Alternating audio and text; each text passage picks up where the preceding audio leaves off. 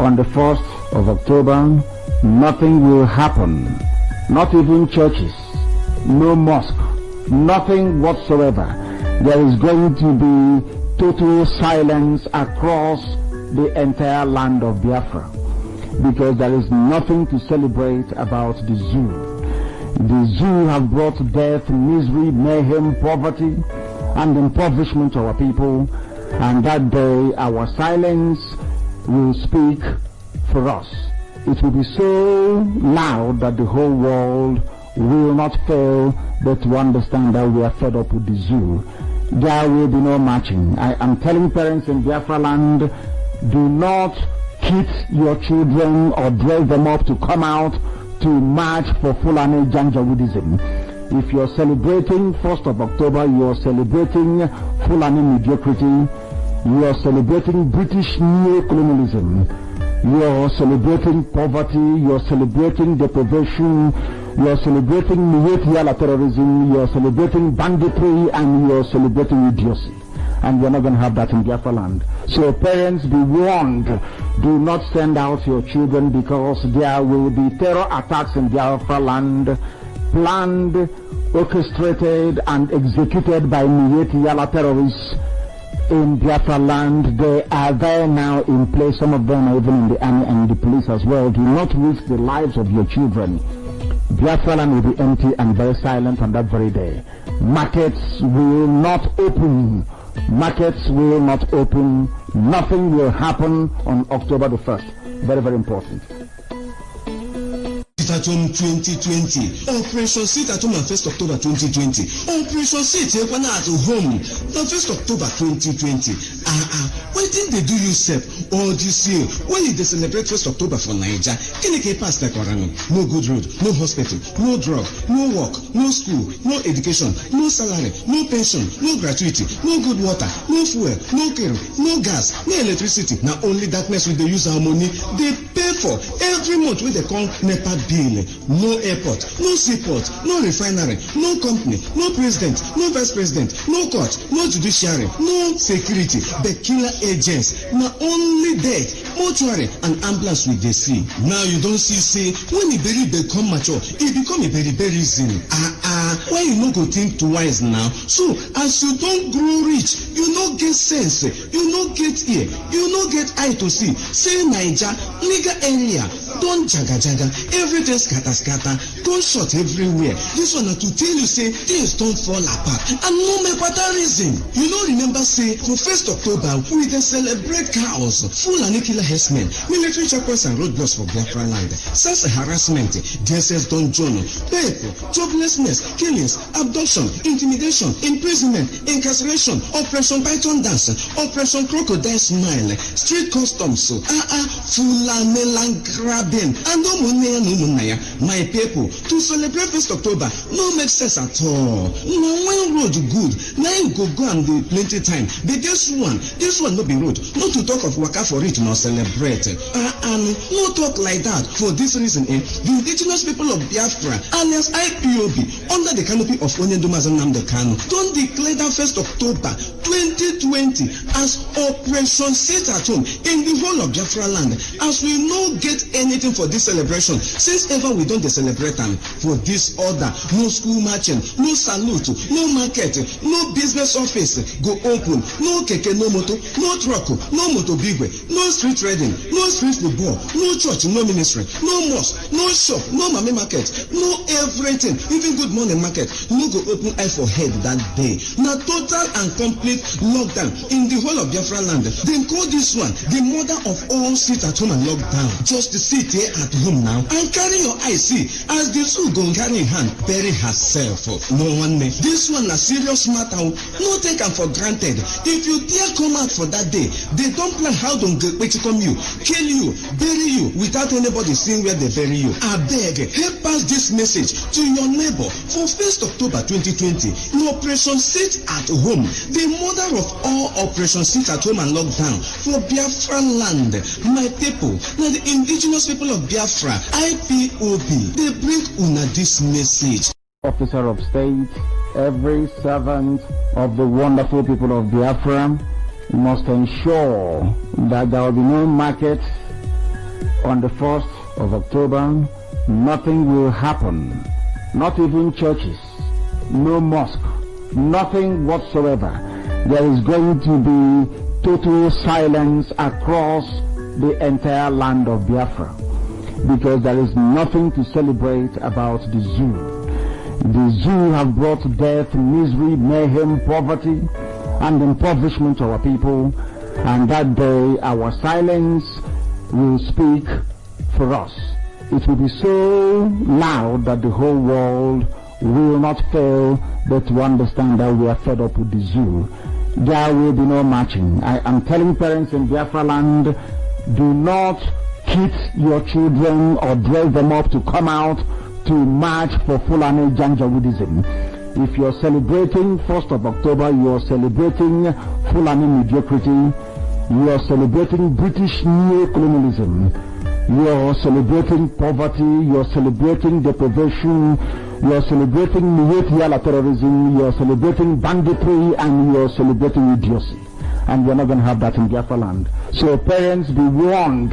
Do not send out your children, because there will be terror attacks in Biafra land, planned, orchestrated, and executed by Niyetiala terrorists in Biafra land. They are there now in place. Some of them are even in the army and the police as well. Do not risk the lives of your children. Biafra land will be empty and very silent on that very day. Markets will not open. Markets will not open. Nothing will happen on October the 1st. Very, very important. March for Fulani Janjaweedism. If you're celebrating 1st of October, you're celebrating Fulani mediocrity, you're celebrating British neo-colonialism, you're celebrating poverty, you're celebrating deprivation, you're celebrating Niyetiala terrorism, you're celebrating banditry, and you're celebrating idiocy. And we're not going to have that in Biafra land. So parents, be warned. Do not send out your children, because there will be terror attacks in Biafra land, planned, orchestrated, and executed by Niyetiala terrorists in Biafra land. They are there now in place. Some of them are even in the army and the police as well. Do not risk the lives of your children. Biafra land will be empty and very silent on that very day. Markets will not open. Markets will not open. Nothing will happen on October the 1st. Very, very important. Sit at home 2020. Operation Sit at Home on 1st October 2020. Operation Sit at home on 1st October 2020. Why didn't they do you SEP all this year? When they celebrate 1st October for Nigeria, can they pass the Corano? No good road, no hospital, no drug, no work, no school, no education, no salary, no pension, no gratuity, no good water, no fuel, no care, no gas, no electricity. Now only darkness will they use our money. They pay for every month when they call NEPA bill. No airport, no seaport, no refinery, no company, no president, no vice president, no court, no judiciary, no security. The killer agents. Now only death, mortuary, and ambulance will they see. Now you don't see when the berry become mature, it become a very reason. Why you no go think twice now? So as you don't grow rich, you no get sense, you no get ear, you no get eye to see. Say Naija, nigga area, don't jaga, everything scatter, don't shot everywhere. Those are not to tell you say things don't fall apart. And no make better reason. You don't remember say for 1st October we can celebrate chaos, full and killer herdsmen, military checkpoints and roadblocks for Biafra land, sex harassment, DSS don't join, people, joblessness, killings, abduction, intimidation, imprisonment, incarceration, Operation Python dance, Operation Crocodile smile, street customs, Fulani land grabbing, and no my people, to celebrate 1st October no make sense at all. Now when road good, now you go and do plenty time. But this one no be road. Not to talk of waka for it, not celebrate. And no talk like that. For this reason, the indigenous people of Biafra, alias IPOB, under the canopy of NNAMDI KANU, don't declare that 1st October 2020 as Operation Sit at Home in the whole of Biafra land, as we no get anything for this celebration. Since ever we don't celebrate and for this order, no school marching, no salute, no market, no business office go open, no keke, no moto, no truck, no moto bigwe, no street trading, no street food ball, no church, no ministry, no mosque, no shop, no mami market, no everything, even good morning market, no go open eye for head that day. Now total and complete lockdown in the whole of Biafra land. They call this one the mother of all sit at home and lockdown. Just sit here at home now and carry your eye see as the two go carry hand bury herself. No one may. This one a serious matter. No take am for granted. If you dare come out for that day, they don't plan how to come you, kill you, bury you without anybody seeing where they bury you. I beg, help pass this message to your neighbor. For 1st October 2020, in Operation Sit at Home, the mother of all Operation Sit at Home and Lockdown for Biafra land. My people, now the indigenous people of Biafra, IPOB, they bring una this message. Officer of state, every servant of the wonderful people of Biafra must ensure that there will be no market on the 1st of October. Nothing will happen, not even churches, no mosque, nothing whatsoever. There is going to be total silence across the entire land of Biafra, because there is nothing to celebrate about the zoo. The zoo have brought death, misery, mayhem, poverty, and impoverishment to our people, and that day our silence will speak for us. It will be so loud that the whole world will not fail but to understand that we are fed up with the zoo. There will be no marching. I am telling parents in Biafra land, do not kid your children or dress them up to come out to march for Fulani Janjaweedism. If you're celebrating 1st of October, you're celebrating Fulani mediocrity, you're celebrating British neo-colonialism, you're celebrating poverty, you're celebrating deprivation, you're celebrating Miyekiala terrorism, you're celebrating banditry, and you're celebrating idiocy.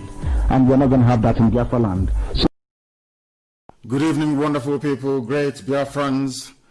Wherever you are on the face of this very planet, we welcome you to hopefully an exciting edition of our live presentation on this very day, this very Sunday, the 27th day of September in the year of our Most High Elohim 2020.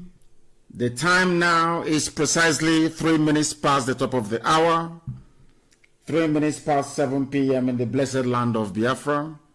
The same number of minutes past the top of the hour, regardless of where you are, where you're listening to us from. I welcome you and I say good morning, good afternoon, good evening, and good night to some of you. As I welcome you, please, it is my duty to encourage you to welcome other people as well, especially those of them who may not have participated in what we are doing, for them to be a part of this very gospel, this very message of hope and restoration. And as you're doing so, I hope you have joined us via IPOB Community Radio app, which all of you should and must have on your phones and your smart devices right now. Every internet-enabled device, especially the portable ones, should be able to offer you access to download IPOB Community Radio. It is very low data. It doesn't cost you very much. It is far more cheaper for you to even listen via IPOB Community Radio than to do so on Facebook. It is far more cheaper in terms of data. We are also live this evening on YouTube. We are live on our FM in Biafra land, Duduwa land in Lagos to be precise. We are in Abuja. We are in KANU as well, and most of Biafra land. You can get us on 102.1. We are also on satellite. We are on Radio Biafra app, on TuneIn, and a whole host of other apps as well that you can get us on. As you well know, those workers of iniquity, Facebook, will do everything they can to suppress, to hide, to stop us from preaching this very gospel. As they have failed in the past, so are they going to fail today. And it is, in fact, it gives me a lot of pleasure to say that the pressure we are putting on the zoo is yielding immense results. And every glory belongs to Chukwu in heaven. My name is NNAMDI KANU. I am the leader of the indigenous people of Biafra all over this very world, the largest mass movement on the face of the planet. And I am sure come the 1st of October, in conjunction with our Oduduwa brethren, we are going to let the world understand that the zoo has truly come to an end. I am the director of radio, Biafra and Biafra Television, and by the very special grace of the Most High Elohim, a servant of the wonderful people of Biafra. I welcome each and every one of you, but we must pray before, because what we have for you is immense this evening.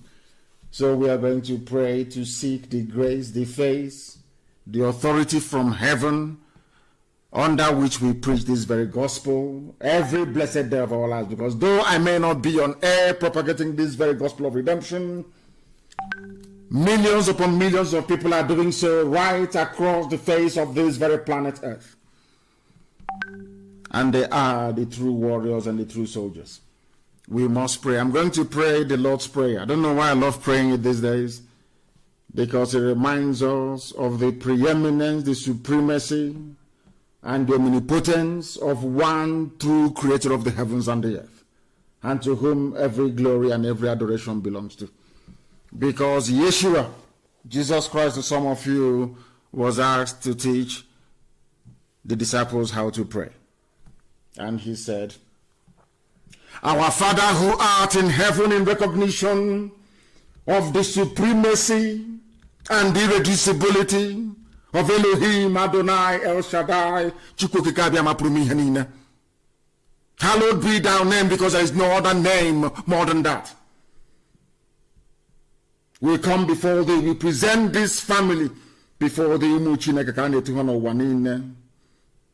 in praise and in adoration of your holy name, because in good we will praise your name, in bad we honor thee as well.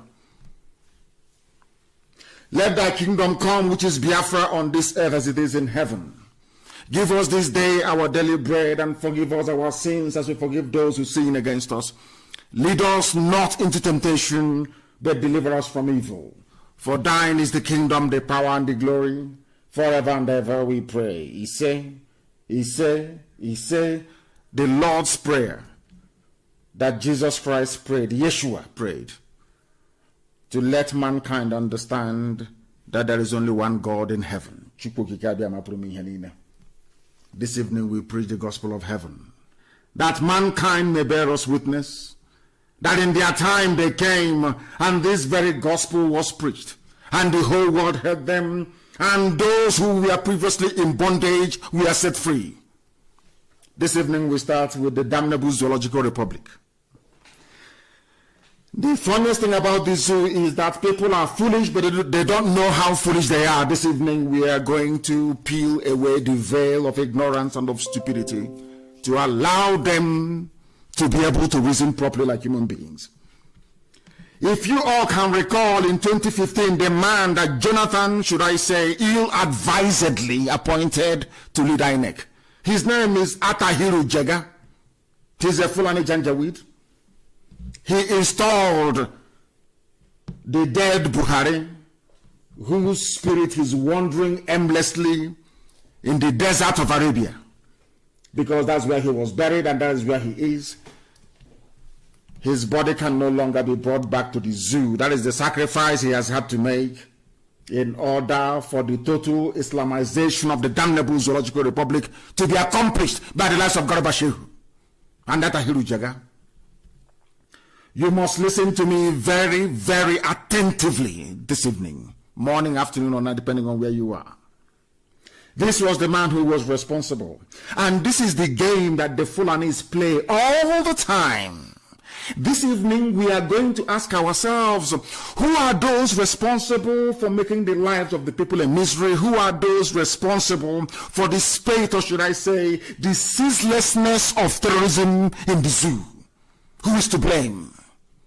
After every analysis, you will come to the inescapable conclusion that Fulani is to blame. But how they manage to convince all of you to look elsewhere for your problems or for the problems that they have created is something that I cannot begin to fathom. Jega said something very important. He said Nigeria's future is at stake because they now know we have gone into an alliance with our Oduduwa brethren, and they know that this breed of Oduduwa agitators is not like anything they have seen before. This very crop is serious about liberating Yoruba land from the damnable Zoological Republic. They know how fanatical we are about Biafra. So they are panicking. And Fulani will do what Fulani always does, to try to dampen down the tension and try to convince you with warm words, to try to deflect and divert your attention away from the real culprits of the miserable state that the zoo is in. The very article that I'm sure that he co-authored is called Nigeria's Future at Stake Warns Jega, published by a zoo newspaper. Now listen very carefully, please. The former chairman of the Independent National Electoral Commission, from one Fulani man to another, because they need to control those who goes into power. His name is Professor Atahiru Jega, on Friday warned that Nigerians' future was at stake due to misgovernance. That is the word to note, misgovernance. In other words, misrule, corrupt leadership, inept leadership, leadership of Fulani mediocrity. He said misgovernance, which means that the country hasn't been governed properly. But this was the same man, in concert with Obama, decided to rig somebody they know is patently unfit into power in 2015. Luckily, the idiot died in 2017. And ever since, they have brought one plasticine after another with a hyper-reality face mask to deceive all of you gullible zoo animals. Out of fear and cowardice, of course. None of you ever rose up to point out the obvious. Only us. Misgovernance. What I want to ask Atahiru Jega is, who are those governing the zoo? Who is misgoverning the zoo? The same Fulani that they put into. He himself is a Fulani man. If you read this thing, you think he is blameless. He's got nothing to do with it. This was the man in cahoot with Obama and the rest of them, decided to rig somebody they know is hopeless into power in 2015. Buhari, the late Buhari, was not an intellectual. He wasn't particularly an educated man. He didn't go to school. Of course, due to quota system, they kept pushing him because he's one of the few Janjaweeds who can actually stitch two sentences together in English, albeit in broken English. He was promoted. He was a genocidist, he was a murderer, a mass murderer and a killer who should have been tried in The Hague and jailed. But Britain, of course, is always there to save them. Britain is the godfather of Fulani people. They are there to ensure that the reign of mediocrity continues. They are there to ensure that Fulani's continuation in power is unimpeded, to also allow them unrestricted access to the natural resources we have in Biafra, which is mainly oil and gas. As simple as that. Everybody knows that. It's not hidden. Jega stated this. He was saying this at the inauguration of a 34-member policy advisory committee of the PRP, the old party of Aminu KANU, People's Redemption Party, in Abuja on Friday. You know what he said? He asked Nigerians not to allow bad people to continue to misgovern the country by contributing to the electoral process. Now they want to shift your attention once again to go and vote. PVC, get your PVC, go and vote. When this idiot was the fool responsible for putting somebody they knew was so inept, somebody they knew was an ethnic jingoist, somebody they knew who was a bigot, somebody they know will entrench nepotism, somebody they know whose aim and mission is to Islamize, to finish the work that Othman Danfodio started. They knew all this. It was their plan. But look at how Jega very cleverly have removed himself to ask you, don't allow bad people. So if you're saying this in this day and age, in this era, in 2020, that means that bad people are in Asorok. That's what he's saying. Don't allow bad people to continue. In simple English language, what he's trying to say is that there are bad people in Asorok. And if Buhari were to be alive, this idiot that put Buhari in power couldn't have been making such a statement. It is called common sense. Of course, it is quite elusive when it comes to black people. We don't reason very well. We don't put 2 and 2 together to give us 4. Bad people, don't allow bad people to continue to misgovern. As I've been warning you over the years, every time they focus your eye on election, or maybe in 2023 you would elect somebody who is reasonable, who will turn things around, but then they will turn around and still tell you it's our turn in the north. We are born to rule, we must rule. And Britain, of course, will put their usual pressure. Those of you from the east will be bribed. Those of you from the west will be blackmailed or cajoled into submission. And the Janjaweed will emerge from somewhere to become your president to make your life a misery. Atahiri Jaga, you should contribute to the electoral process once again. So forget all your pains in 2020. In fact, in 2019, forget all your sufferings of 2020. Forget 2021. Forget if you may even live to see 2023. But please hope on 2023. Like those that will say, so the kingdom of heaven is very near. But they themselves, they are here with their private jets and having fun. They are here living in mansions, enjoying the heaven on this earth, but telling you to hope that heaven is coming. There's something they are doing. These are the people that have stolen so much money to advance Fulani Janjaweedism across the entire zoo. Look at how he's coming out to speak, so that the Western diplomats will read this thing and say, oh, he's a very good man. He is not for bad governance, but he was the one that insisted that Jonathan must leave office. I know I'm mentioning the ex-president Jonathan this very evening because some idiots have come again. But they are going to fail, and they will fail very woefully. I will continue.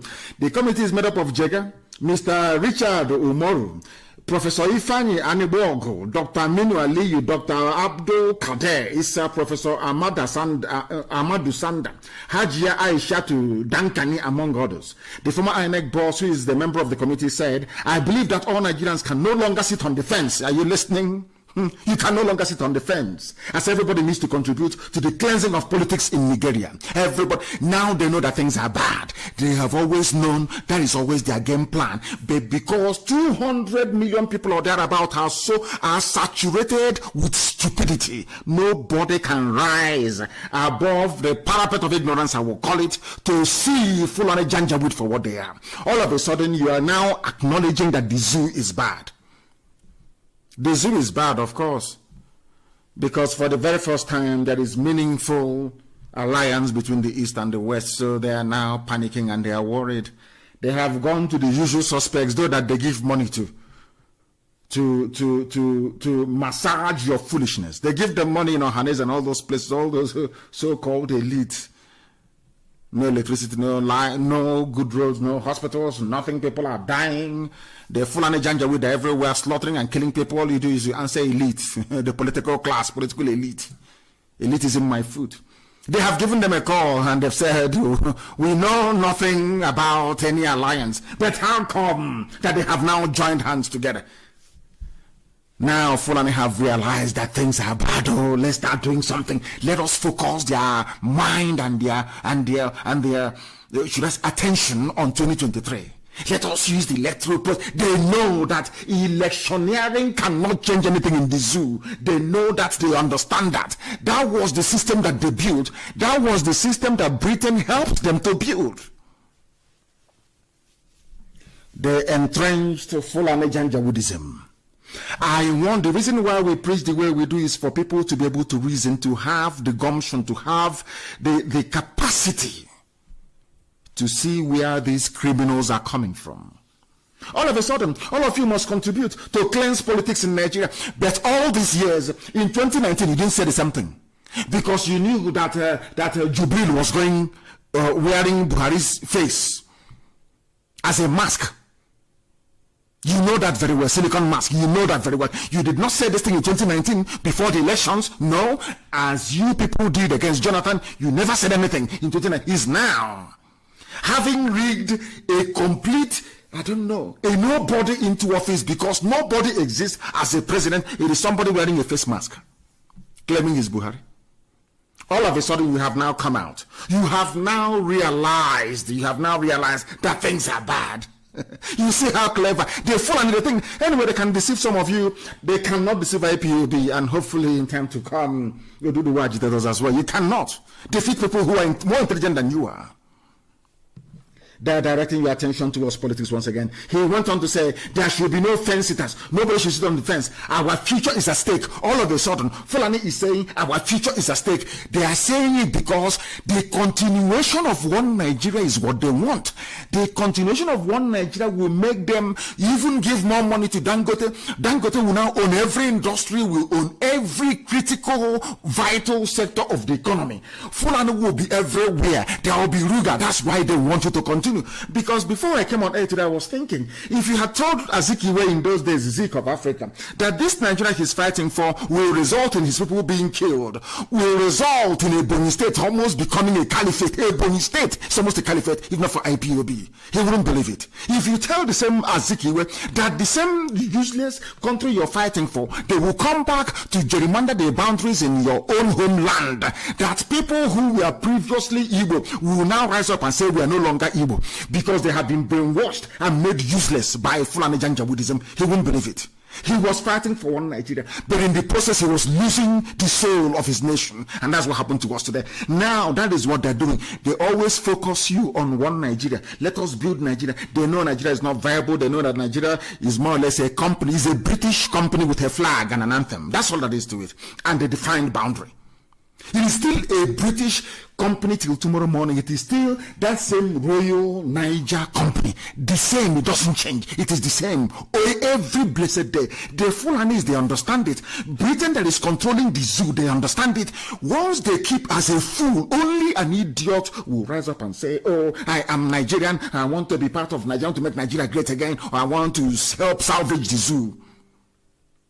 You cannot. Any effort you're making, any particular endeavor you make towards sustaining one Nigeria means that you are finished. Means that you're finished. Somebody saying somewhere, which radio is off? They say it's off. Not yet working is off. Is work. I don't know what they're talking about. I know our radios are working. Please, I don't need any stupid distraction today. Are you following me? They want you to focus on election 2023. Maybe by then you will vote in a Messiah. This was the same people that told us that Buhari was a Messiah. He was coming to save everybody, to save everything. The idiot ended up making the zoo, Nigeria, the most terrorized country in Africa and number 3 in the whole world. This was an idiot that came into power claiming that they're going to turn everything around. With the help of Obama, with the help of Tinubu, they convinced them. And I'm very, very glad that all of, finally, our people in the West, the Yoruba race, can now see that thing we have always seen, that nothing good can come out of these people. Nobody should sit on the fence. You must get into politics. You must get involved. You must be part of what we are doing. What is that nonsense that you're doing? Are you going to give us electricity? No, let us assume for 1 second that the zoo should stand. Who is going to build roads?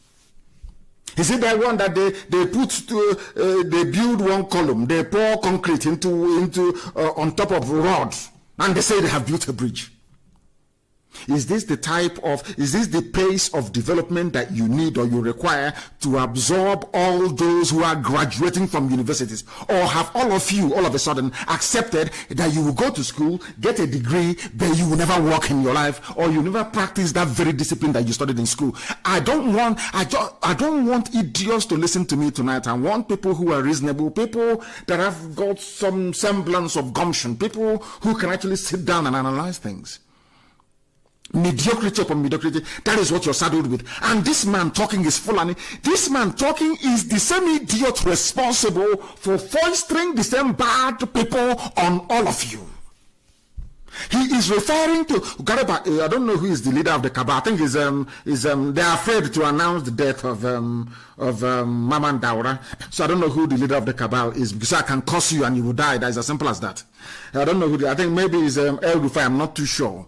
Or maybe they are fronting Garba Shehu. Nobody's quite sure as to who is now controlling the cabal, because there is no president, there is no vice, there is no chief of army staff. That is taken, that is a fact, it is gospel. He is now referring to them as bad people.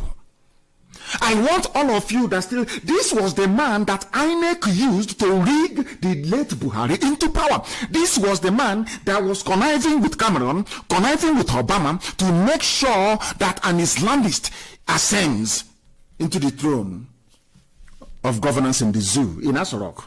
The late dead Buhari, who is now lying in a shallow grave in Saudi Arabia, which nobody can dispute. No sensible human being can dispute. They have not given birth to you. This is the man now that the same fool and the same people that tricked you into the mess you're in, the same man that gave you high petrol price, kerosene, everything, making your life a misery, is now coming to you and telling you, let's get rid of Bible, whereas his own account in Dubai is overflowing with hard currency. And he's there, and you fools will listen as usual. But I thank heavens that people are now beginning to wake up. They can now wake up and smell the coffee. People are now realizing what we realized, or what we accepted or acknowledged very many years ago. That is the way they operate. He will not accept that they made a mess of everything. That is how the zoo operates. The nepotism, as I tweeted a few days ago, the nepotism by this present Fulani cabal, of which Atahiru Jega was those that instituted it in the first place. The Islamic terrorism sweeping through the zoo, Nigeria, they are all part of the plot to Islamize the zoo.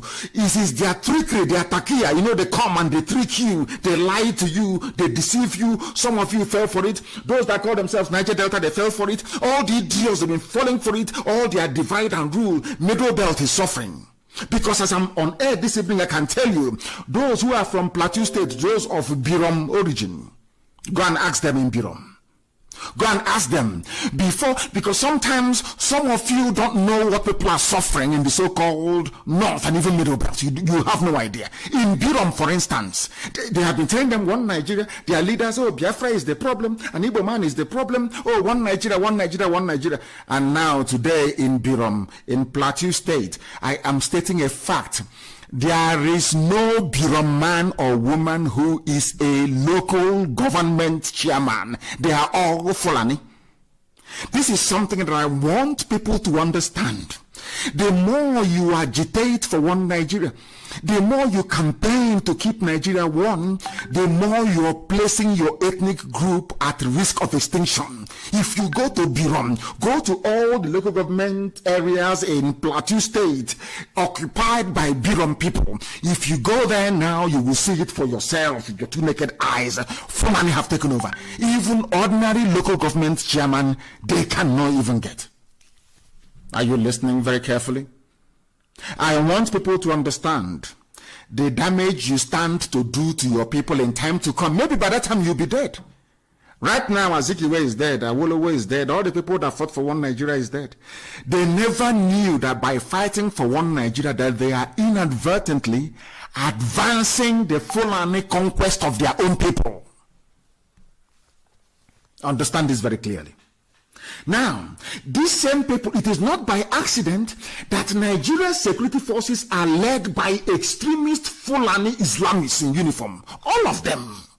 Be it police commissioner, be it in the army, they planned this many years ago to occupy every sensitive position and to use that position to advance Fulani terrorism, be it through Miyetti Yala, be it through ISIS in West Africa, be it through Boko Haram or Fulani bandits. Who are funding these people? Are you telling me that somebody from Mali who is a terrorist can carry AK-47 all the way from Mali and travel all the way to Agatu to kill people and no roadblock, nothing, nobody stopped him? Is that what you're telling me? Because I want people to engage their thinking faculties. I want people to be able to reason. Our job here is to enlighten. It is to educate that people may be able to reason. That's all we are doing. Are you telling me they say they are foreign bandits? Okay, let's assume that foreign bandits came from Niger, from Mali, from Chad, from elsewhere, all the Fulani terrorized territories to come into the zoo. Now, when they got into Nigeria, who now gave them the guns they are using to kill people? These are simple questions I expect the so-called intellectuals to be asking. I expect those who claim that they elite to be asking. It's a very simple question. You claim that these people, they are foreigners. The weapons they are using, did they bring it with them as they were coming? Or did they get it when they got into Nigeria? It's just a very simple question. But people don't ask these questions. And I have tried to educate and to school black people to understand the reason why you have a law court. To understand the reason why somebody can sit in judgment, or let's say a jury, a panel of jury. And two people were fighting, for instance, and police was called in the process. The police took two of them to the station and charged them and referred the matter to court. Nobody was there to witness what happened. In the court, you will be called upon as an accused to state your case you state. And after that, the judge will ask the other side, please, do you have any questions? It's called cross-examination. Because through cross-examination, you find out who is lying and who is telling the truth. That is why you ask questions. But in all the years, should I say in all the years of colonialism and what I call damaging European influence in Africa, we have forgotten that there is a very simple way to find out who is lying and who is telling the truth. Even Solomon used it in the Bible by asking questions. That is how you know who is lying and who is telling the truth. And what are those questions that you ask of the zoo? If it wasn't your intention to Islamize everybody in the zoo, Nigeria, why is it that every sensitive security position is occupied by a Fulani person? Simple question. If you claim that you want to advance the country, you want to make things better, how come the head of every sensitive parastatal is a Fulani person? If you claim you want to provide employment, and people don't know what employment means, they have no idea. They think it's the job of the government. Of course it's not. The government's job is to create an enabling environment to allow entrepreneurship, to allow people with ideas to create jobs and opportunities for the population. That's what it means. How come, if your motives were not sinister, how come you shut down four refineries that could employ thousands upon thousands of people? NNPC owns them, run by Fulani. NNPC run by Fulani. You have not refined not 1 gallon of fuel, but you gave the license to your brother, a fellow Fulani Dangote, to build a refinery. Whereas shutting down, I don't know if people are I can't, when I say this thing, they say you insult Biafra. If people reason this way, why should they not be insulted? I am referring to Facebook. I want to ask Facebook, when people behave this foolishly, don't I have the right to insult them? You have 4 refineries, 4 built by not even Fulani governments, built by people that saw the future or that wanted to build a nation. Babangida was instrumental. Babangida's economic plan was the best. I'm just telling you the truth. Babangida, in the post-war era, since 1970, the only person who has come close to enacting, or should I say, to formulating a viable economic policy is only Babangida. Go and look at the industries he built. It's there, it speaks for itself. Now tell me why they will close down Kaduna Refinery, Iguacha Refinery, Une Refinery, Warri Refinery. These are refineries. Think of how many graduates could have been employed. Think of the spin-off industries. There is something called economies of scale in economics. Think of how people could have benefited, the people in the area, even those selling mama puts. All these things I'm telling you is not rocket science, it's common sense. Now ask yourself, why would a people that claim, let's join hands together, let's vote and move the country forward, why would you close down all these refineries? Give the license to your brother to have a monopoly over the supply of petrol to 200 million people, making him even richer than he already is. And then you turn around and tell me, let us build the country. Build what? Build what are you building? Build what? I'm asking you. With bare hands? You are in a country, you are telling me that you are telling me you are from Biafra land, the east, that they call south and the southeast. You claim you are from there.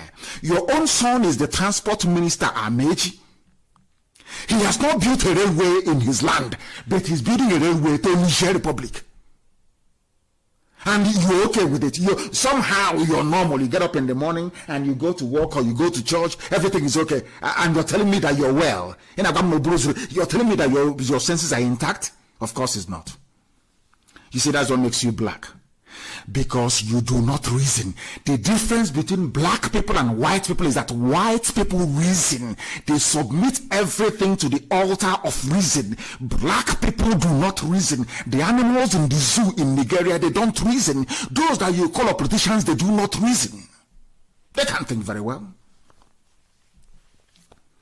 That is why I am impressed with this Odua group that wrote to the Sultan. I'm going to analyze this letter this very evening. This tells you all you need to know about the damnable zoological republic. It's been captured in this very letter. And I ask myself, if the information contained in this letter has been in the public domain, in the open, for decades, why would anybody be antagonistic towards IPOB? Why would anybody be against self-determination agitation by people that want to be free?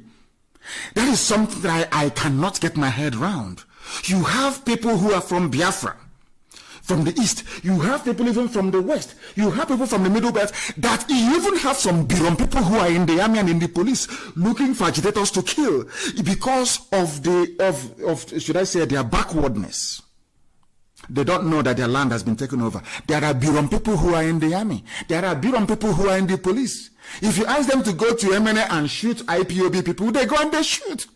But their own village, their own local government has been taken over by the Fulani people. When I think of such people, I know that black people are intellectually deficient. I'm not insulting anybody. I am just stating the facts so you understand it. If what I'm saying is so painful, then you try and change. An Odua group has written to the Sultan of Sokoto. Open letter to the Sultan of Sokoto, Abubakar Said, and the Fulani leaders. The Sultan of Sokoto and Fulani leader, His Eminence Al-Haji Abubakar Said. Now listen, the State of the Union. We must note, first of all, that is an anomaly. Nigeria is not a nation. It is a contraption. It has never been a nation. If you doubt me, please go to Google and Google the meaning of the word nation. That is why I keep saying that in Biafra land, we will build universities with caution. Because as I said last week, the Nigeria as a contraption is not advanced enough to have a university because people do not learn. If you know the meaning of a nation, there is no way anybody in their right senses would refer to the zoo, Nigeria, as a nation. It is not. Now, I'll read this letter for you. It says here, we write this letter to you considering your importance as the head of the Fulani people in Nigeria, the Sultan of Sokoto. He is. You are also the head of Fulani Muslims in Nigeria. Yes. He is also the head of the every religious group he is the head. He is also the head of all traditional rulers in Nigeria. Only Fulani. Nachinama, they move cattle from place to place. Now listen, it is our hope, according to this Odua group, to the Sultan, that you will be able to share the thoughts expressed here with the 7 million Fulani people in Nigeria through your traditional means of communication. Fulani people in Nigeria, they are not up to 10 million. Not up to 10 million. In a country of supposedly 200 million people. 7 million only is holding all of you hostage. You are all hostages, all of you. You have been kidnapped. Some of you may not have been kidnapped in the real sense of the word, like taking you away or raping, Boko Haram raping you or whatever, no. Or like Leah Shuaibu or impregnating you, converting you forcibly to Islam, no. But all of you in your homes right now listening, you are all victims of Fulani kidnapping. You have been kidnapped politically, kidnapped religiously, you've been kidnapped socially, you have been kidnapped economically. You are nothing. Fulani have reduced all of you to their level, to their Janjaweed level. That is what they have succeeded in doing. But unfortunately, some of you are too blind or poorly educated to understand it. I'll read the letter from Odua Group. Very, very interesting. I love it. Listen attentively, please. I beg of you. We write to honor you with this letter, given the floundering opportunities for a dialogue on the future of Nigeria, which has eluded the various ethnic groups in Nigeria and which may not enhance itself too soon. Given the drumbeats of armed violence and extremism perpetrated largely by your people, this Oduduwa group is now telling the Sultan all the armed conflict, all the violence in Nigeria is being caused by Fulani people. And the fleeting prospects of a national dialogue, and to have a national dialogue, they said no. We will kill you, we will kidnap you, we will vulgarize you, we will take over your waterways. We are Fulani, we will do all we can. After all, Britain is backing us, we can do anything we like. 7 million messing up the lives of 193 million people. Now, tell me why those 193 million people are not fools. Are Fulani people more intelligent than you are? Are they more educated than you are? Ask yourself, how come all of you are sitting down there talking your useless one Nigeria as Fulani are busy encroaching to your towns, your villages, using terrorism, using everything they have in the books? I recall somebody who wanted to contest for election in Biafra land a few years ago. You know what they told him? People, you'll be shocked. People told him, please go to the north and look for one mayor or one alhaji to sponsor you. So for you to govern a state in Biafra land, you have to go to the north to get Fulani seal of approval, as the Supreme Court governor of Imo State did. I want people to appreciate this very broadcast this evening. Because according to this Yoruba group, they have told the Sultan to his face, Sultan of Sokoto, your people are the ones of Fulani, the same Fulani telling you about building the nation. They know that the best way to build the nation will be through a sovereign national conference, a dialogue to determine how people are going to live. They know that, but they will not ask for that. The only thing they will offer you is keep going to polling station, keep voting until one day, miraculously, one person will emerge as a good person and then will lead you into El Dorado, the promised land, paved with gold and silver, where the rivers will be flowing with honey and milk. Common sense.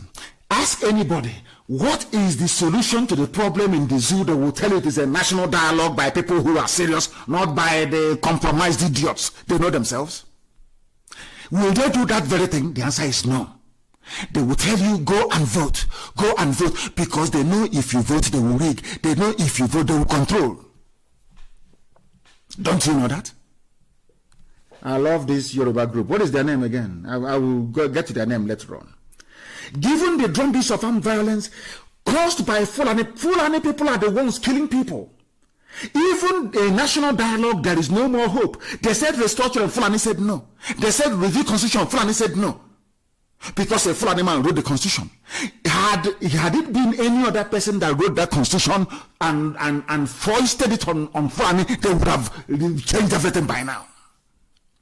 7 million people enslaving all of you, 193.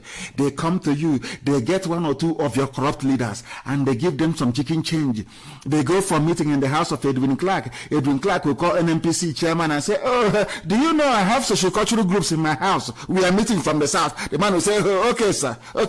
Okay, come, Bolaji, advance them 20 million from there, please. Yes, sir, take it to as expenses.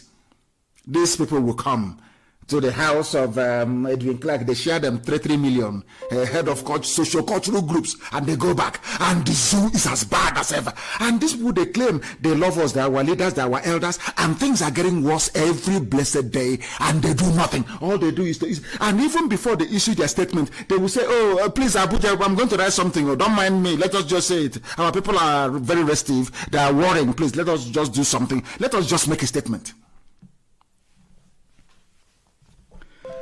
the last opportunity to constructively engage you and the Fulani nation is this letter.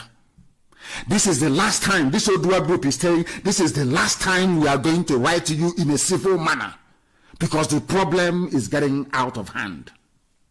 We, now here comes their name, on behalf of Akpako Odua Koya, which is AOKOYA for short, the acronym, a coalition of several Ishekiri, Edo, and Yoruba groups, write with our deepest feelings about the Nigerian state and what appears to be the pitfalls that lie ahead, most of which are oiled and orchestrated by your own people, the Fulani, albeit consciously. In other words, as the parliamentarian said in the UK, Fulani know what they're doing. They are the ones pushing terrorism. They are the ones advancing Fulanization. They are the ones conquering you. As I said, I want you to ask any of your Birom friends in Plateau State. Ask them. You claim you are from Birom. You believe in one Nigeria. One Nigeria. This thing you're doing, but in your village, in your local government, you cannot even be an ordinary local government chairman. This ties into what I said before. The more you support Nigeria, the more you put your race at risk. That is why anybody talking about one Nigeria from anywhere, that person is an enemy of his or her people. Because one Nigeria means this thing that Britain put together. And this nonsense Britain put together, they gave the powers to the Fulani. Power may come to your village for 4 years. After that, we'll go back to the north. And within a space of 2 years, they will destroy everything you have done. Look at a country that people that in the past had a...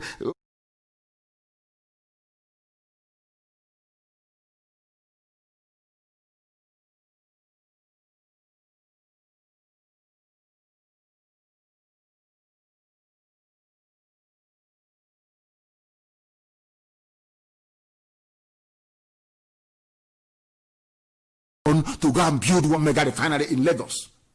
And people watch these things every blessed day, and they're moving about claiming that they're reasonable, that they're intellectuals, that they're well-read, that they're learned. And I'm saying, no, you're not. You're a glorified baboon. You know nothing. Your brains are empty. How can you claim you're intelligent? And 4 refineries that could employ an upward of 10,000 people is shut down.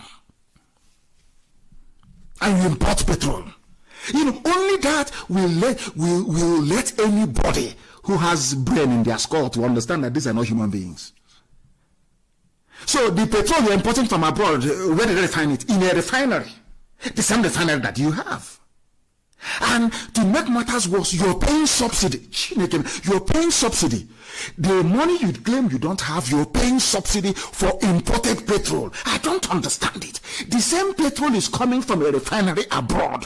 The same refinery that you have in Iguacha, the same you have in Hone, the same you have in Wari, the same in Kaduna. Why, therefore, now let us assume that those people you are refining in their countries, that they decide to be like you and shut down all the refineries in their countries. Will you have any refinery? Where will you get your petrol from? Where will you get your petrol from, I ask you? Let me go back to this letter. In the past, there was no history of Fulani in today's territory until 1804. There was no Fulani in Nigeria. No, I won't call it now. I'll call it Hausa territory. They only came in 1804. This was 800 years after the Yoruba kingdoms had been established, about 600 years after the Hausa monarchies, the Ejo, the Tiv, the Gala, the Jukun kingdoms had flourished. The Igbo nation had existed for centuries before. We have existed for thousands of years, not centuries. Thousands of years. We are the oldest people on the face of this earth. Thousands of years. I said thousands upon thousands of years. If you go to the pyramid we built in Isude, that tells you all you need to know. We built pyramids.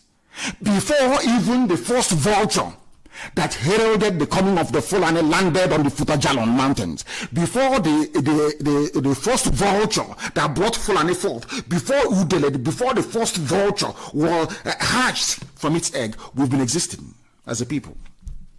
The ancient people.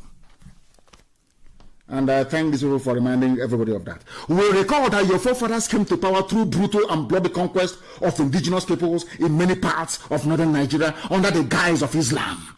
That's how they come. We are fighting corruption. We are fighting for Allah, for Islam, and they conquered all of you, all the way to Nupe, all the way to Kwara State. Are you following? Because in life, anybody who went to a proper school will tell you, one of the first things you learn as an undergraduate, even when you do an elective course, is this. They will tell you that history has a knack of repeating itself. History has a habit of repeating itself. That is why we must be vigilant. The Fulanis have done this in the past and they've succeeded. They conquered the Hausa, and the Hausa foolishly helped them to conquer the Bagi. The Bagi foolishly helped them to conquer the Nupe, and everywhere is Fulani conquest all the way to Jugun people. And all of you are there. You never learned anything from history. You never learned anything. You claim you have professors. There is no village right now that won't boast of having one professor. What does those your professors tell you? Do they educate you? Do they enlighten you at all? Do they actually tell you what life is all about? Has anyone actually sat down? I want to ask those propagating one Nigeria, have you actually sat down to read Fulani history? In fact, that's an assignment this evening. Anybody again who argues with you about one Nigeria or the need to preserve Nigeria or to make it one, no matter who the fool is, just ask the idiot. Please, I beg of you, go and study Fulani history. And after studying Fulani history, you then come back to me and let's have a debate about one Nigeria. You will see that they will repent overnight. You will see that what Fulanis are doing today is a consistent pattern of conquest. That's what they have done from day one. They came into the place called Zoo in 1804. They deceived the Hausa people. The same way they're deceiving some of you today. Every time, 4 years time, voting somebody who is good. We are looking every 4 years. And as you're focusing on every 4 years, they're encroaching, they're advancing. Using terrorism, using the Nigerian army, using the Nigerian police, who are now admittedly working for Miyeti Yalam. Encroaching until what happened to Birom people will not happen to you. That in Birom land, there is no local government where you have a Birom person. They are finished. Is it what you want to see happen to your people? I ask you. That is why everywhere people are rising. And very soon, of course, Middle Belt will rise. You will see it. Just watch and see. Because if you don't rise up, they will swallow you up. The Hausa people failed to rise up. I will continue. We recall that your forebears came. The Fulanis came through brutal and bloody conquest of indigenous people. They took over everywhere. They spread their Islam even to Yoruba land. Hausa land like Katsina, like KANU, was swept to one side. As I have written yesterday, even KANU Empire collapsed. Constant pressure from the Fulani. The Shehu of Borno kept resisting, but they kept fighting until they whittled them down. They couldn't defeat them. That was why they stopped Boko Haram. Why do you think Boko Haram is in Borno? Some of you don't know anything. Why do you think Boko Haram, their epicenter, the epicenter of their struggle is in Borno State, where they want to set up a caliphate? Because they tried for centuries. Borno said no. We are not going to follow the Fulani pattern. But Fulani still succeeded in penetrating and having their emirs. But of course, you still have the Shehu of Borno. Do you know that? Do you know that is why they went there? Do you know that the Fulanis conquered everybody in the north and went to Borno? Borno said no. They will be sleeping at night and the Shehu of Borno and his armies will go and kill all of them. Are you aware of that history? Some of you don't know the Fulani. That is why when I see a fool, when I see a compound illiterate mouthing their rubbish, one Nigeria, they don't know they are digging their graves, or should I say the graves of their own people. Because one day they will come and they will take your land over. And I thank this Yoruba group for pointing this very issue out.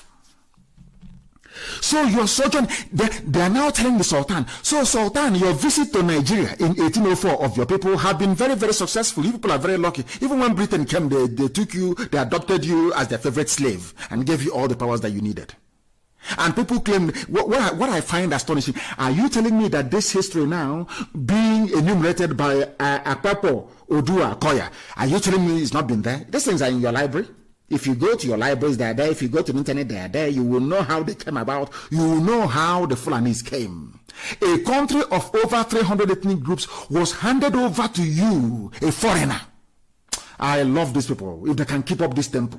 Yoruba are now waking up, they're now writing. Yoruba is saying that people who are indigenous to the land when you came was handed over to you very cheaply. First through conquest, and some of it's part by you who never owned an inch of land. Do you know that the foreign, they're not telling you, we want Ruga, we graze our cattle in the forest, we do our business in the bushes. Mietela is telling you, and some of you, even the media, the useless journalists will be there writing, hey, they do their business in the bush. Let me ask Fulani, you want pathway to come into my forest to come and graze your cattle? Did you bring land when you were coming from Futajalam? Where is your land? Did you ever own land before? You're a nomad. You don't own land anywhere. You are a wandering tribe of beasts. Where on earth have you owned land before? What is the problem in Mali? Some of you don't know the problem in Mali is Fulani. So you don't know? You heard about Mali. Jonathan is going to do peace. Do you know that Fulani is the problem? Are you aware of that? Are you aware? The thing is that they will never stay in one place. They always want other people's properties. I don't understand the reason why. And they never work for it. The British in 1960, according to this very letter, the British in 1960 the British left in 1960 and you emerged as the main benefactor. Even though your people were not known to have fought for independence. Which Fulani man fought for independence? There's nobody. Did the Fulani people fight the British? No. They welcomed them. But they emerged as the highest benefactors, or should I say the main one. You were wise enough to plant your people in security. They were very clever. Britain told them that the power lay in the gun. Whoever controls the gun, whoever pulls the trigger controls power. So they made sure that their children were in the army. Courtesy of Britain. That was British advice. And they took it. And they went into the army. Very sad indeed. Very, very sad indeed. Now, what they have done is this letter said it is a reflection of your preference for force. They want to use force, police force, even police. Now listen to this very carefully. That is why I keep saying I don't know how else to speak to nigger animals and they will understand. Where did you get your independence from? From who? From Britain. Which means that everything you had upon independence was a mirror image of British life. Is that correct? British laws, British schooling, education system, British healthcare system, everything was British. Is that correct? In Britain, do you have police force in Britain? Is there any IG of police for the whole of England? People don't understand this very fact. Even in the United Kingdom, there is no centralized police system. Yorkshire have their own police. Essex have their own police. Central London have their own police called the Metropolitan Police. Everybody, if you go to Kent, Kent has its own police. If you go to Merseyside, which is Liverpool, they have their own police. If you go to everywhere, even in Scotland, the constabulary, they are all independent. Do you know why the police is independent and localized? So there will be nobody can get into power and want to overrun everybody by force of arms. Now you copied Britain. Why did you put the word force in your police? In Britain, does the police carry guns in Britain? They don't carry guns in Britain. I'm asking you, is there lawlessness in Britain? Are people going about blowing people up and killing people? Is there any accidental discharge? Because black people don't reason. Britain, their police is ordinary. It's called a constabulary. Your own is Nigeria Police Force. Force. A police that is supposed to be serving the people is a force. If you do, I will shoot you by force and you will die. That's why you have an idiot in Enugu State. They claim they are planning to arrest IPOB officers. Go and arrest now. Let's see. Go now. Go and arrest. What happened before will happen again. I remember a joke that somebody told me in a bus once. I was traveling from Iguacha with my wife to Lagos. We were going by road. And the man came on the bus and started giving us a joke. And the man was saying, there was a man that stopped a vehicle that was traveling and said, if I'm looking for my wallet.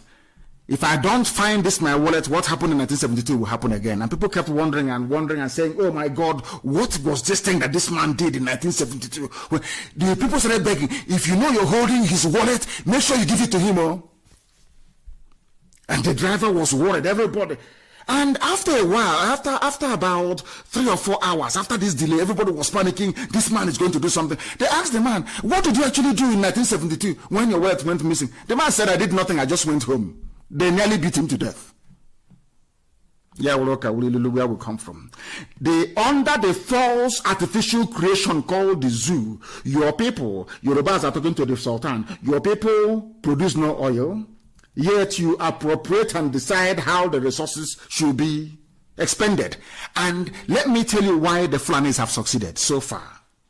It's because of the likes of Ohaneze and Pandev. You have this so-called sociocultural garbage. All these people that come out and they claim they represent your interest. All they do is that they represent their families. Because ask yourself this question. All of you have been in existence for very many years. What have you, let us look at Pandev for instance. Pandev, what have you achieved for Niger Delta? Jonathan was in power for 6 years. What was his accomplishment in Niger Delta? Nothing. Are our people drinking clean water? No. Has Ogoniland been cleaned? No. Is there employment? No. Is there any, in what way does government benefit ordinary people? No, none. There's nothing. Now you understand that some of you, the thing about black people is that we don't want to confront the truth with hard facts. That is the difference between IPOB, what we are doing on Radio Biafra, and any other group of people. We tell you the truth. If you like, you get upset. If you like, you eat your own flesh. If you like, keep turning around like a aeroplane turner. Eventually, you will come to the inescapable conclusion that we are right. They've done nothing for you. Who gave, now ask yourself this question, how was it possible that only 7 million can be messing all of you up? Police force, army, everything, they are there with their AK-47. Why? Are they more intelligent than us? The answer is no. Because inside us, there are people who are compromised. I call them the modern day warrant chiefs. They give them some money and they sell their soul and their conscience. There is a new brigade, the Go and Vote Brigade. You have your hope on the next election. Now, every election is an opportunity for you to have hope that things will be better. And you know, it never gets better with the zoo. The letter is very long. I'm going to publish it after this very program. I'll put it on my wall so you can go through it. In fact, the invasion of Yoruba land by Fulani headsmen is there. People say, oh, why are people agitating? Why is IPOB collaborating with our Yoruba brethren? Why won't you? All our lives are in danger. We are dying. Fulani want to encroach. They want to go past Kwara State. They want to move all the way to the lagoon in Lagos with their version of Islam. And you think it's Islam. Of course, it's not Islam. This is a Fulani political strategy. If you don't understand, once they install their MA, it's over for your village, as they're now doing in Ebonyi State. Dave Umahi went and took money from Islamic Bank. People don't know that we know all these things. You build a market, you build 2 flyovers, you tar 1 road, it's on the internet, people are, yes. But meanwhile, 1/4 of Ebonyi State has been taken over by Fulani Janjaweed. They're in our forests. They are killing our daughters. It is there in broad daylight. They think we are foolish. They think we don't know anything. That's what they think. That is why they can rise up and say, oh, we're not going to sit at home. People should walk about. But during COVID-19, you were sitting at home. You did not think of family then. We were the ones that sent palliatives to. I sent palliatives to Ebonyi State. You can see the people reason. They think they don't know that we know the strategy of Fulani. Fulani will give money today for Mike and say to him, oh, please, try and build 1 flyover, build 1 market, do this and do that. After all, Samuel did this. Samuel could come in and build roads in Ebonyi. In return for those loans, you allow Mieti Allah access. They can settle anywhere in Ebonyi. Ebonyi was their target. To do to Ebonyi what they did to Benue State. To take over Ebonyi as an Islamic state, and we said no to it. Till tomorrow morning. We are saying no, and they know it now. They know. Very, very well. That is what they want to do. That is, as long as you remain in one Nigeria, the pressure from the Fulani will always be there to take you over. If you don't know, let me tell you. Zik never saw that, but Mazen Bono Jike did, and warned Zik wouldn't listen. You know, Fulefus, it's like something is blocking their ears. They don't listen, they don't reason very well. Like if you meet an Efulefu, all he wants to do or all she wants to do is to contest election. It's our turn to eat money, and you're telling me about freedom. They don't want to hear. All they want to do is to eat money. Look at how brave this Yoruba group is, writing to the Sultan, telling the Sultan all their sins, the sins of the Fulani. And you're there shouting about Nigeria. They want to spoil Nigeria for us. Go to your village and see what they're doing to it. I feel sorry for those in the Middle Belt. Now they have woken up, but it is a bit, they say better late than never. Then they must hurry up. Middle Belt must hurry up. Bagi must hurry up. Even Hausa must hurry up. You must save yourself. You must save. Forget all this garbage Hausa Fulani. It's not like Hausa Fulani. You must save yourself. Fulanis are killing people everywhere. This letter is very lengthy. Very lengthy. It was signed by Colonel Abimbola Showumi, retired. A colonel. He said, I'm an elite. I served in the army. I don't want my name to be heard. His name is Colonel Abimbola Showumi, retired. Malam Salou Ahmed Akorede. People are coming out to speak. We started before them. Our own is, we have fought before. We can't fight again. You know how it is. You need to plan very well. Plan for how many years, I ask you? All they want you to do is allow us to contest. Anybody who is contesting election becomes an enemy of freedom, because all they want to do is to contest and to get into power. Once they're into power, it's their turn to eat. For 8 years, you have to wait for 8 years. Another idiot comes up, it's my turn to contest. Do you see the chain? And it keeps going.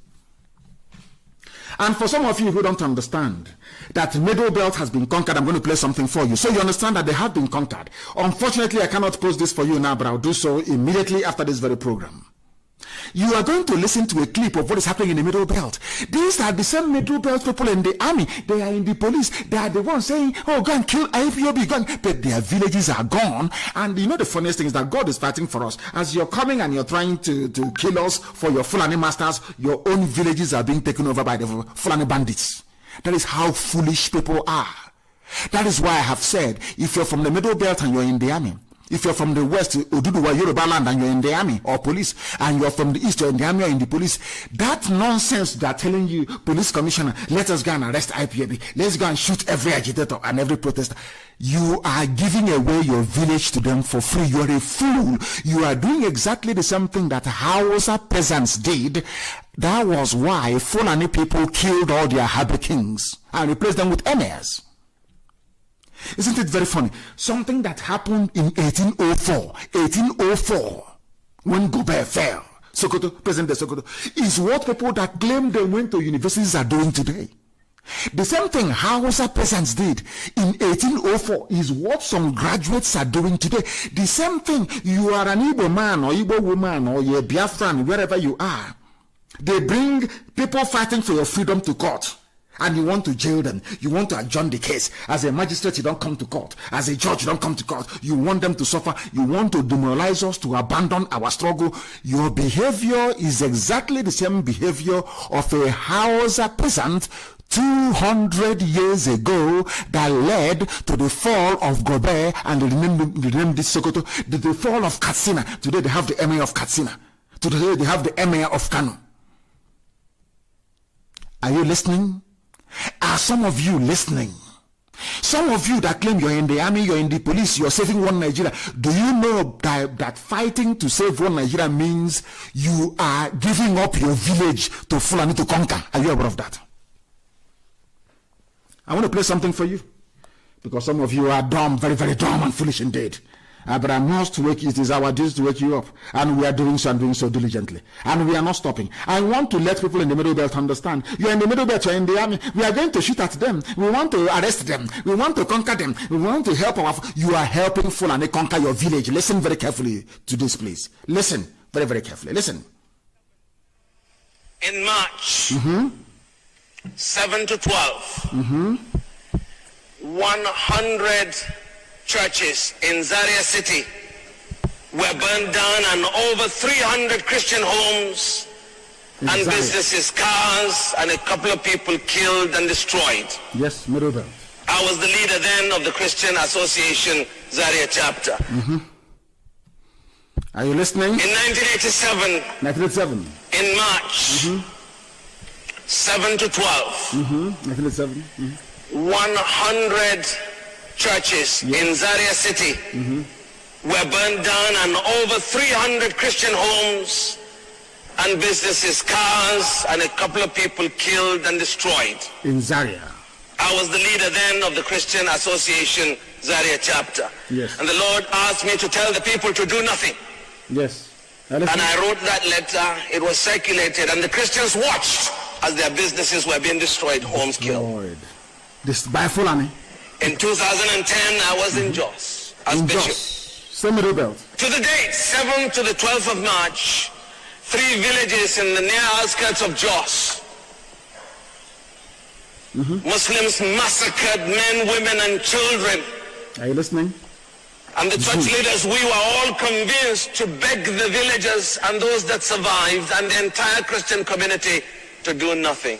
Yes, Christians do nothing. As They Jesus cried until their voices were dried up, tears dried up, and there was nothing more to cry, and they just watched. In 2006, over 40 people came to my house to kill me. The Fulani. It turned out I postponed my return home, and they met my wife. They did unspeakable things to her. They raped Beat his her, wife. left her half dead and totally blind. Are you listening? You are from the Middle Belt. One Nigeria. One Nigeria. He was a one Nigeria, no? He was in Zaria. They killed Christians. They killed, what they mean by Christians is that they killed the local populations, people who actually own the land. In that Zaria, they have the emir of Zaria, who is a visitor. He ran to Jos. They met him in Jos. He escaped, but they got his wife and they raped his wife. He's a very brave man. I'm going to give away this video to our people that do live videos so they can analyze it. Are you following what we're saying? Are you listening? You see, I keep saying it, as I said before, when I went to university in England, one of the first things that I had in mind was to, as I told my father before I went to England, is to understand how Britain brought this problem to us. And of course, to study and to research the level of stupidity in the brain of a black man. People wonder why I speak the way I do, why I curse and I insult black people. Because if I don't curse and insult black people, that area of your brain that harbors stupidity will continue to grow. So we need to diminish it. This is Nigeria for you. The man is giving you dates from years back, his own personal experience. The wife was raped in front of, defiled by Fulani Janjaweed. In the same country, they ask you, oh, come on, please go and vote. Vote in 2023, vote in 2099, vote in 2098. People are foolish. The same people, Christians from the Middle Belt, Southern Kaduna, in Jos, Biram, as I said to you. You are in the army. You are in the police. You are helping Fulani to extend their rule to your village by doing what is wrong before God and before man. Let us listen to this very man, because it is absolutely astonishing what people go through in the zoo and they keep quiet. But I'm very glad that the Yorubas have risen, and this very crop, I'm telling you, these people, they are now hardcore. Serious. They want Oduduwa freedom. All they care about now is Oduduwa freedom. And until Middle Belt rise up, they are finished. Let us listen. Till their voices were dried up. Listen. Tears dried up, and there was nothing more to cry. Yes. And they just watched. Yes. In 2006, over 40 people came to my house to kill me. It turned out I postponed my return home, and they met my wife. Yes. They did unspeakable things to her. They did unspeakable things. Beat her, left her half dead and totally blind. They raped her to the point that she became blind. Have you ever seen a woman raped to the point where she became blind? This man is telling you not what happened to somebody else, what happened to the wife, what Fulani did to the wife. This same Fulani, some idiots, some fools, some hey. I think it's about time when somebody says something about Nigeria, you put your fingers in idiots' eyes. They are foolish. This is what happens to you when you allow the Fulanis to come in. Your wife will be raped to the point that she will become blind. These are people that sleep with their cows. They sleep with cows and they come and they rape your wife into blindness until your wife goes blind. Then you understand you're in a zoo, in a zoological republic, courtesy of Britain. And Britain cannot see any of these things. They see no evil and they hear no evil. And evil is happening, and you want men of good conscience to keep quiet. You want us to not to speak, not to talk, not to agitate for our freedom, to be quiet until Fulani will sweep us. Oh my God. God will punish all of you, all of you, Hanese and Pandef, all you idiots, all you fools, taking money from Fulani, taking money and making our lives a misery. Useless people. Listen. Through the mercy of God, she recovered. 6 months later in the USA, she came back. Exactly 1 year later, they came back again. This time they met me at home. Over 30 people came, broke down the house. They had their time, broke down the back door, came in and took me out to kill me. Are you listening? They later on changed their minds and said they would kill me in my bedroom. I pleaded with them to pray, and they allowed me to pray. Yes. As I prostrated before the Lord, about 2 minutes later, my wife was holding my hands. 5 minutes later, my son came in and I said, "What are you doing here?" And he said, "Daddy, they've gone." What chased them away, what they saw, what they didn't see, only eternity will reveal. Are you listening? Now, friends, I'm not saying this to play down on those who have died. I've lost a classmate who was a pastor in Kaduna. He was roasted in his church. Roasted in his church. I've lost in Kaduna. colleagues, schoolmates, and brothers and sisters who've been slaughtered for the faith. Yes. Why I'm alive, I don't know. But one thing I know, until my time is up, and I know I will die someday, blood crash, air crash, car crash, whatever crash, until that day, I have a gospel to proclaim. I have a gospel worth living for. And I have a gospel worth dying for. Amen. He has finished. He survived it. His friends did not. The wife suffered rape until she became blind. That is the Nigeria that some idiots are canvassing for to be continued. I don't understand it. Some of you don't learn. People from the Middle Belt, they tell them, "You man is your problem, Biafra is your problem, go and fight them, go and kill them." They came to our land and they killed over 5 million people. Today, are they not being killed by the same people? Today, I don't know, are they not in the forests of Yoruba land? Are they not in their forests killing them? Those that said, "Oh, we are Niger Delta, we are South. Have you been spared? Are you not being killed? Do you see? Where we came, where Chukwukika determined that we should come. Now, this man is from the Middle Belt, the same Middle Belt that Gowon comes from. Somebody said his name is, I don't know what his name is, this Jonah Jang. He said that the problem in the zoo, the Fulani problem started after Gowon was overthrown. I don't know how grown-up men in the zoo, Nigeria, especially some of them you call your elders, how they can be so deceptive. They are liars, selective in what they wish to recall, and they come and they spew out outright lies. Look at this very man telling us that a problem started. Was Gowon not the problem? Gowon was a Christian. Gowon was fighting for one Nigeria. I want to let Ifulefus look at, if you want to see how sad your lives are, look at Gowon. Gowon was the head of state. He was a Christian. They brought him out. He thought he was fighting for one Nigeria, but today go to his village, go to his state. What is happening to him? They got what's his name? T.Y. Danjuma. He was fighting for one Nigeria. He was going to kill you. He was killing Igbo people. He killed Ironsi. He was fighting to kill everybody. He was so deadly during the war. Because they told him the problem you have is Biafra is an Igbo man. Go and kill him. He went. Today, the same man is lamenting because they never learned anything from history. That is how Fulani operate. Today, they have gone to police stations and to army barracks to tell them, hey, IPOB is the problem, NNAMDI KANU is the problem, go and kill him, go and kill every IPOB officer. But these are idiots from the Middle Belt. These are officers in the army and police from the Middle Belt. In their own villages, Fulanis have taken over. And the same Fulani is telling you to go and kill IPOB, kill NNAMDI KANU, kill everybody, and you are doing it. Can you see how foolish you are? All of you, even those working in the courts in our land, do you see how foolish you are? So you don't know, by detaining somebody who is agitating for your freedom, you are helping the Fulani to advance into your village and take it over. Look at Jos, what is happening in the Middle Belt. You had a living testimony. How Nigeria's problem started with the coup that overthrew Jonah Jang people. These are the so-called elders, people lying. He never knew that Gowon should have insisted on the implementation of Aburi. Aburi is the same restructuring they're clamoring for today, you know. The same restructuring. Every idiot now is, let's restructure, let's have a dialogue, all that rubbish.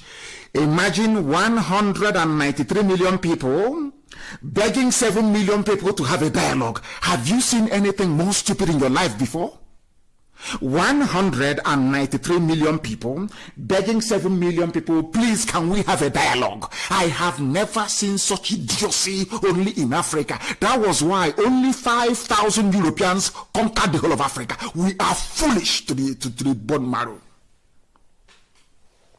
Jonah Jang, a former Plateau State governor, the same Plateau that is being ravaged today, they were the ones that fought the war against Biafra.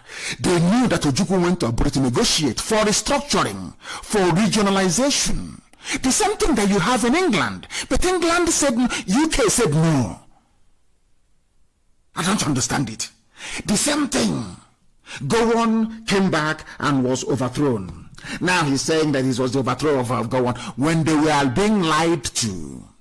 When that is the thing about our people, very, very envious. People are very, very individualistic and selfish, envious. And Ojukwu went to Aburi to negotiate the restore after 50 years. After 50 years, the same thing that Ojukwu saw, the same thing that Ojukwu fought for is what they are now. Everybody is now clamoring and fighting for it. Now you understand, don't you? That we are always right. When we refuse to vote for Buhari, we are right. We knew him. The thing these days that I'm happy about is that our Yoruba brothers now understand that we are measured in our thinking. When we say no to something, that thing there is evil in it. Now they are going to use Tinubu to try to deceive them once again. They will bring out Tinubu. They'll be talking. As I said, I trust this very set. It's not like the ones who have gone before. These are young, vibrant men and women. Dudua movement, and they're not going back anymore. That's what I'm about. And they have hoisted their flag in Yaba. Did anybody shoot at them? Did the Lagos State governor come out as Umahi will foolishly do, idiots? No sit at home here. There should be no sit at people have. I am asking Umahi, are you richer than Lagos State?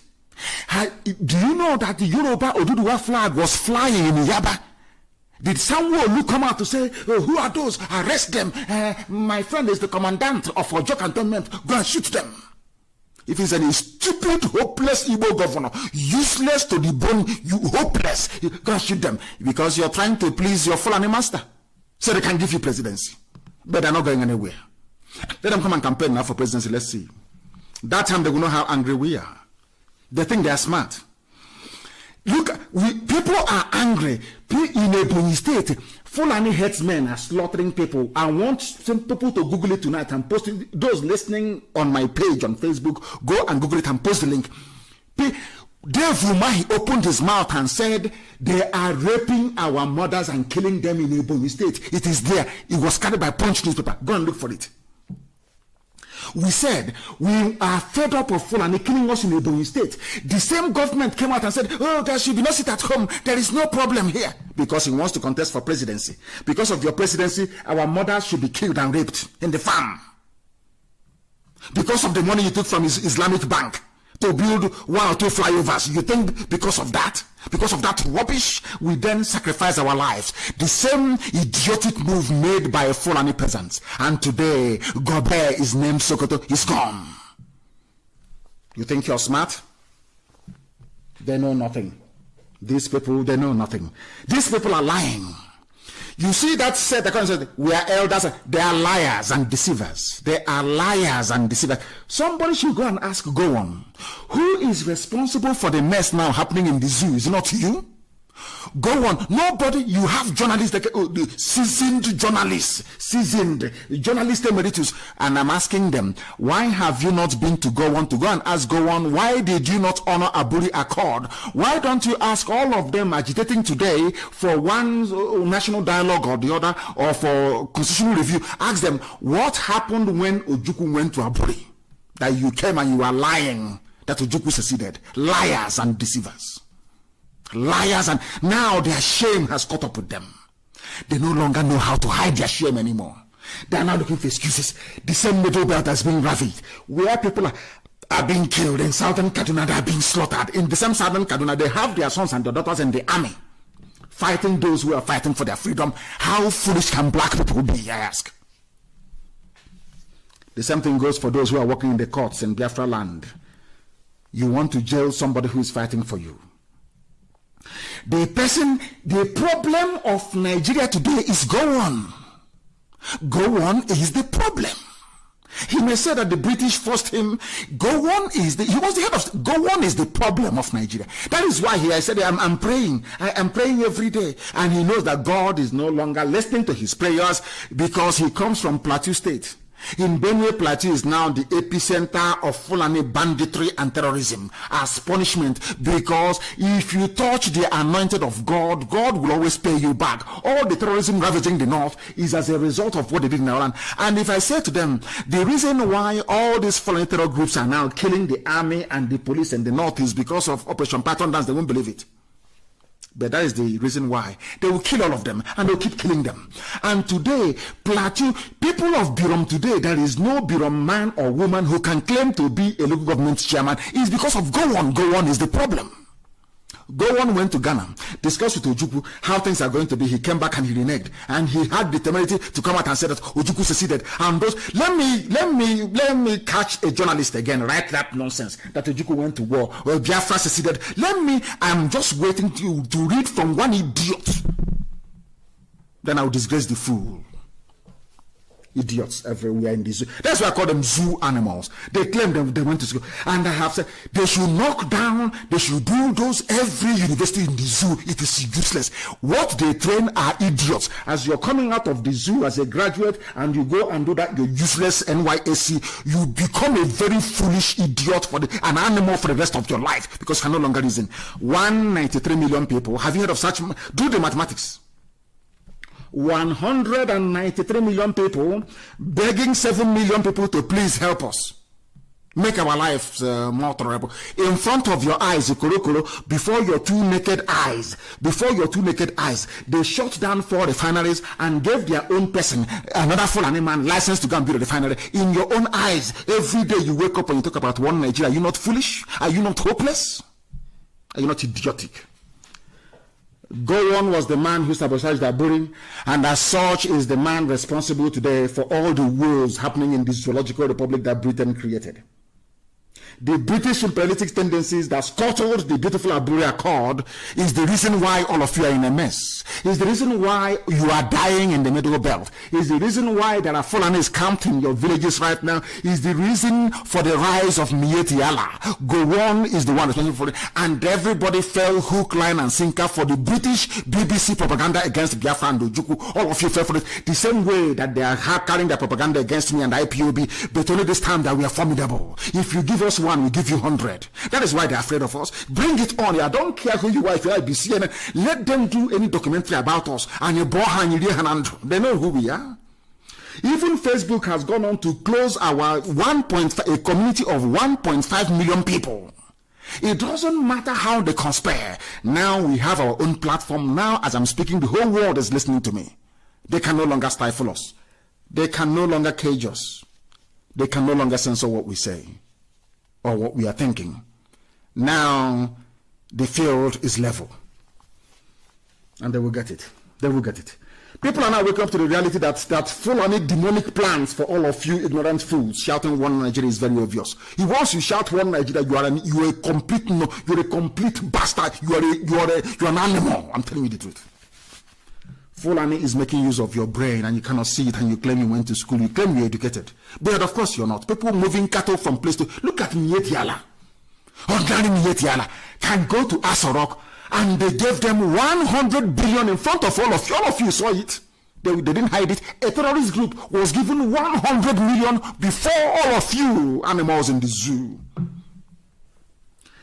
193 million people begging 7 million people that came as visitors in your own land.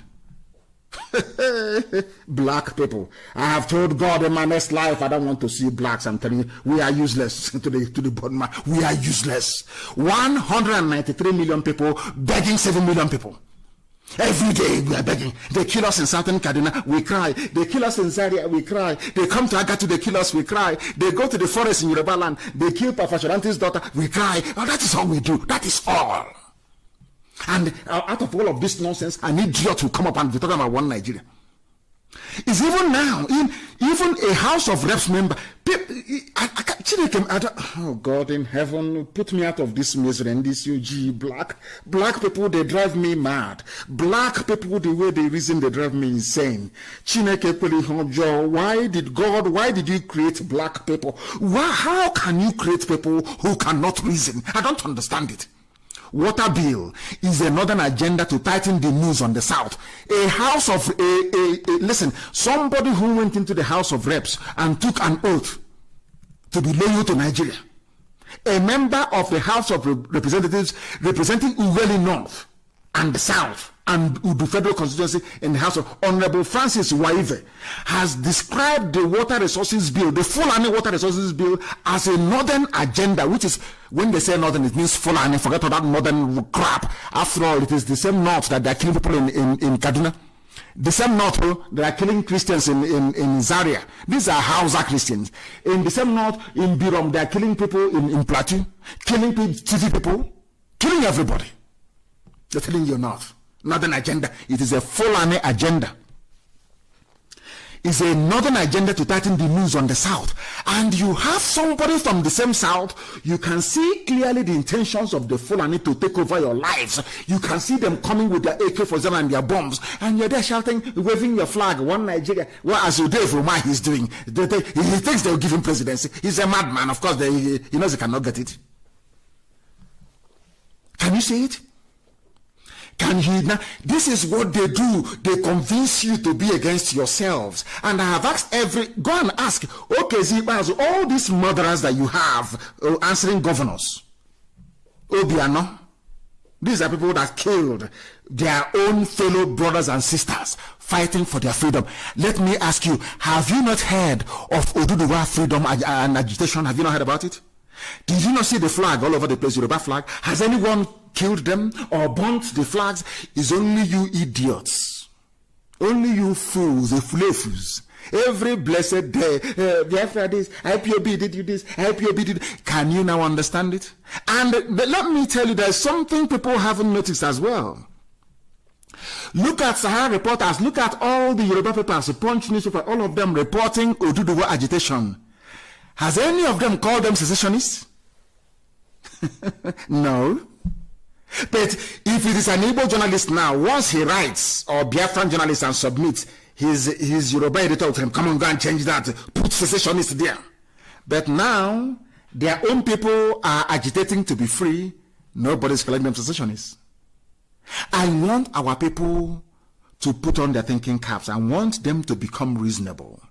I want the governors of the East to look at what their counterparts are doing in the West and learn from it. Have you seen it? Now, if any of them comes out now to contest for presidency, they can support the person. But you, after killing IPOB family members, conniving to bring Operation Python dance, then you want to come and campaign so we can vote for you to become president. When you were governor, you killed us. When you're president, you drop bomb from you tell Nigeria Air Force go and bomb our villages now.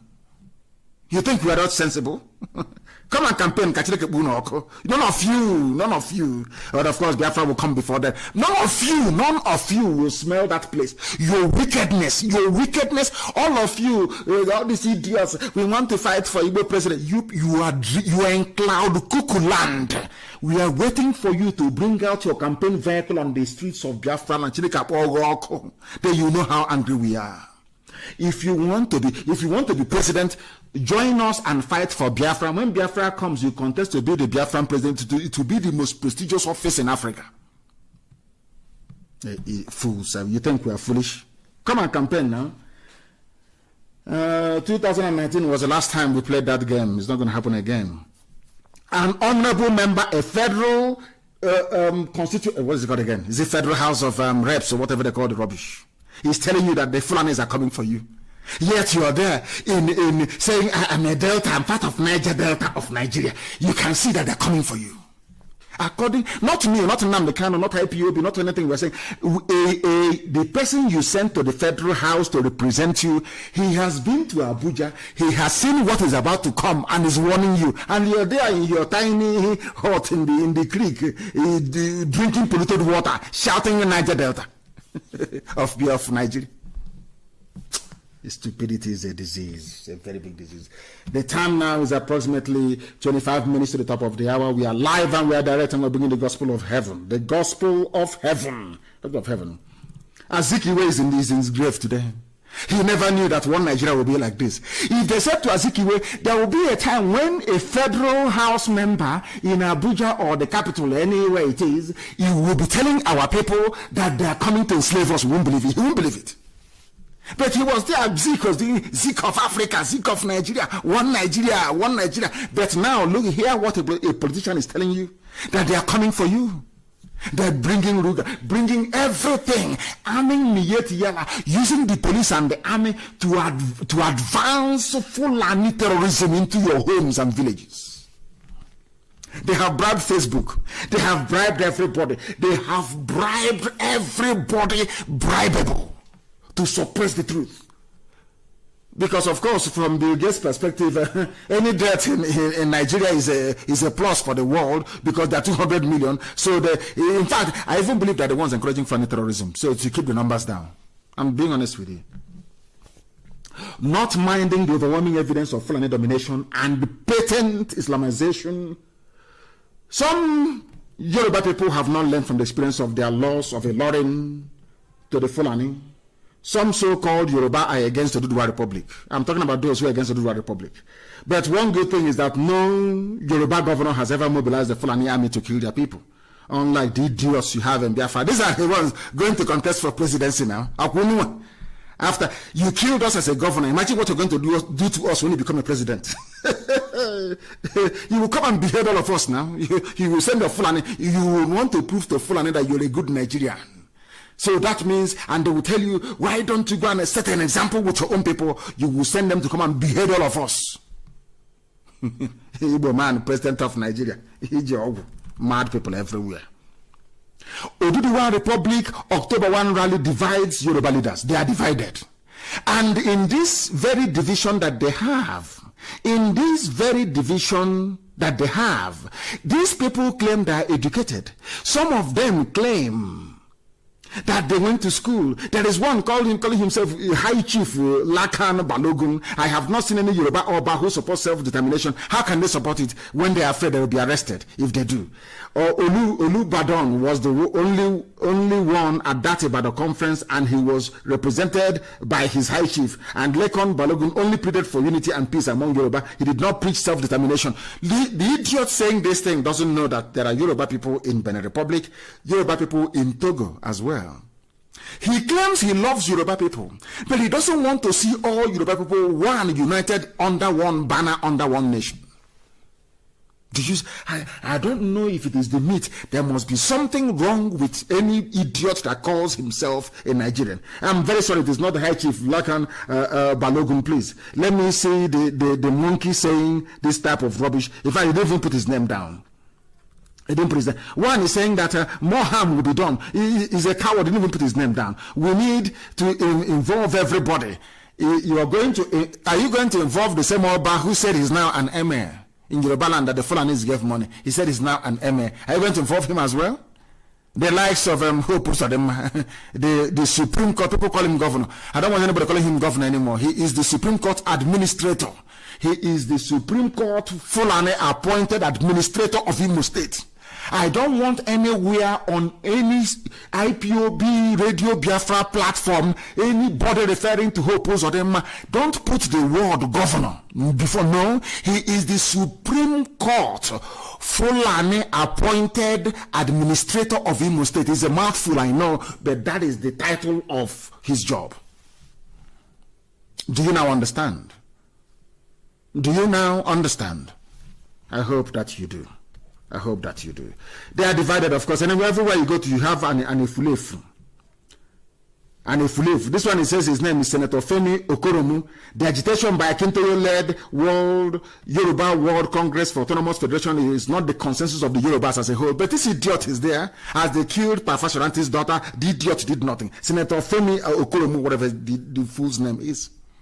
He's there, and the Fulanis are in their forests. He's doing nothing. His concern is that little money that the Fulani have promised him coming from Abuja. That's his concern, a black man. That's all. Once they are okay with their families, everybody else can go to hell. They don't care. That is how they reason. That is who they are. That is how they behave. But now they can see, everywhere you go to, you have your own fair share. Somebody should remind that fool that middle belt people were saying the same thing before.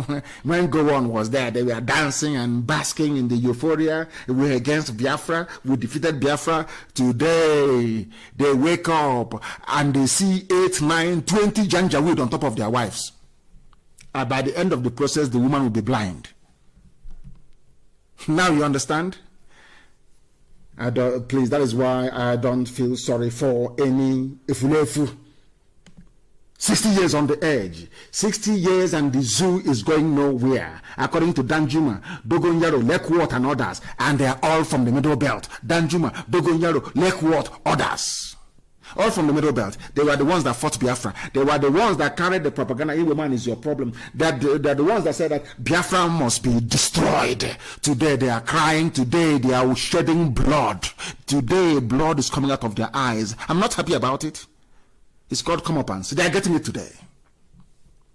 Now they know Biafra wasn't the problem. Now they know that Ojukwu was not the problem. They are their own. The same place that Danjuma comes from is where Gowon comes from.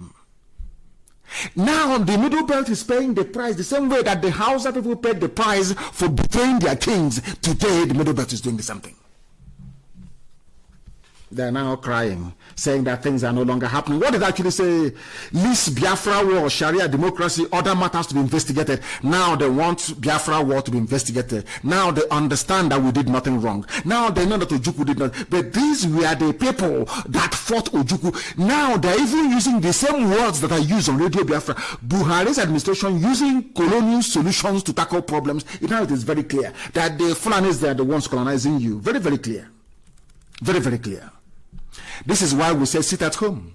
It will take is only that tells you how wicked and callous some of these governors are. Everybody is lamenting. Even people who are die in the wool Nigerians like Danjuma, they are lamenting.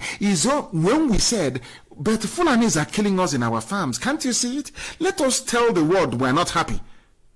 An Igbo man will rise up. There's no sit at home in Ebonyi. Ebonyi is a Fulani state now, as the Fulani police commissioner said. Is almost a Fulani state. Can you imagine? And that day, some idiots will leave their homes to come out. When they don't, if you leave your home to come out on the 1st of October in Abakaliki or in Ebonyi, the blood of all those people that the Fulani terrorists are killing in the farms are on your head. Umahi said, come out, defy the sit at home, because he wants to be vice president to a Fulani man. All the mining in Ebonyi is under Umahi's name with Chinese people. That's what he's doing. Some of you are blind. The same thing that the Fulanis did to Middle Belt is what he's doing to all of you, because you are blind. You are blind, you cannot see. When the result will come home, I will tell you I told you so. As I was telling everybody before. When I told you people before that the Fulanis were coming, did you believe me? Did you believe me? I told you they will come. I said they are coming to enthrone bad governance. This thing they're saying today, I told you the Fulanis will come. Your life will be a misery. Has it not happened? Has it not happened before your eyes? The same thing will happen to you. People don't know. Omahi will destroy all of you in Ebony. By the time you wake up, I swear to God in heaven, Ebony will become a Fulani caliphate. Then your eyes will clear. Mad people everywhere. Even now, after so many years, Biafra war, Sharia, democracy, other matters to be investigated. Now the eyes of everybody has opened. 50 years after Ojukwu told them this. What I'm fighting is a just cause. They didn't want to hear. Ojukwu kept saying, what I'm fighting, nobody wanted to listen. Yoruba did not want to listen. Middle Belt said, let's go and kill them. Even our own brothers, everybody, they bribed them, they gave money to some people from a land, like Edwin Clark, to become a traitor, and he was a traitor. They are today your leaders. Traitors of yesterday are today your leaders, and you're telling me that you're human beings. What type of God made you?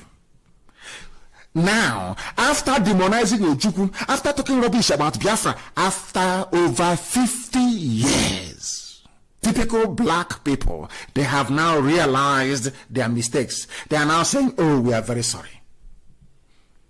Which they will say to IP. Was IPOB, remember when we started? There was no name under the sun that we were not called. Every name miscreant. So are you telling me now that those people fighting for Duduwa Republic that they're miscreants? Are they touts? Are they seeking for recognition? Do they want money? Do they want fame? I want to let people understand the depth of evil in the heart of an Igbo man. I want to ask them, have you seen those who are agitating now? As a result, of course, when I met the Amazonians in America in those days, they told me, I asked them, how did you start? They said we were listening to Radio Biafra. I'm being honest, go and ask them. It spurred us to rise up to challenge the existing colonial imperialistic orthodoxy in Cameroon by listening to us on Radio Biafra. I'm being honest with you. Now in Western Togoland, in Ghana, they are fighting for freedom because they listen to Radio Biafra.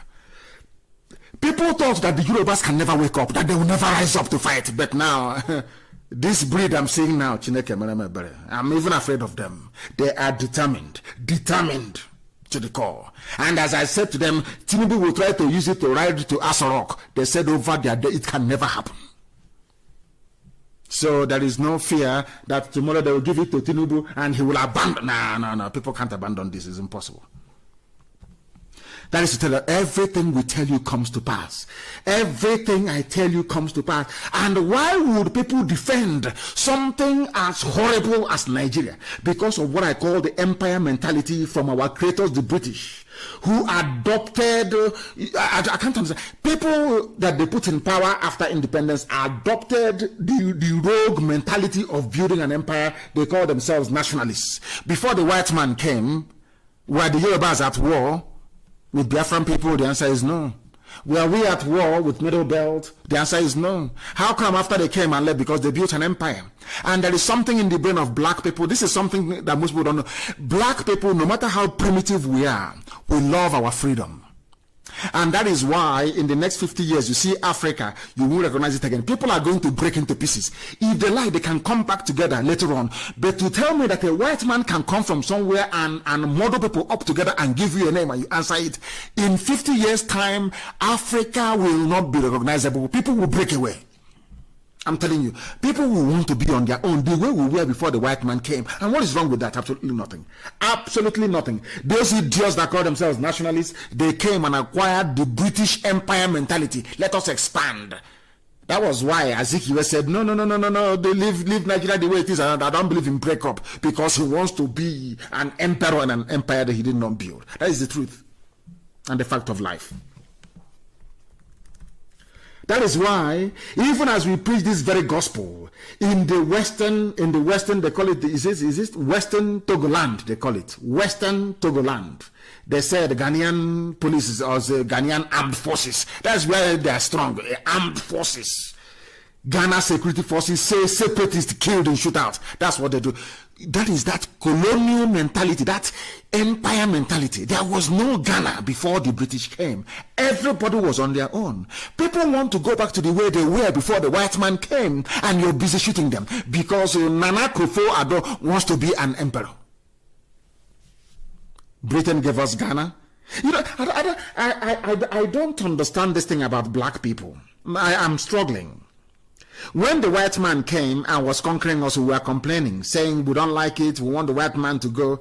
And as soon as the white man left, that's a edifice of racism, which is a nation state in Africa. We allowed it to stand. That very philosophical inconsistency, that inconsistency in terms of our approach to something we clearly identified as a problem initially. When the white man left, instead of the nationalists to say, to your tent, O Israel, let us plan from there, they said, no, we want to, they even formed an army and police to police the boundary created by a white man. That is why I have no regard nor respect for them. People call them nationalists. I call them a bunch of idiots. They are nothing. Right across, you say they are nationalists. They fought rubbish. They fought for their pockets and their families. Those who fought for independence properly are those that allowed people to go back to how they were before the white man came. You're killing people in Western Togo. And I'm asking Kofi Nana Addo, the president of Ghana, before the white man came, did your ancestors have anything called Ghana before, or Gold Coast? But now the white man has left. You want to assume.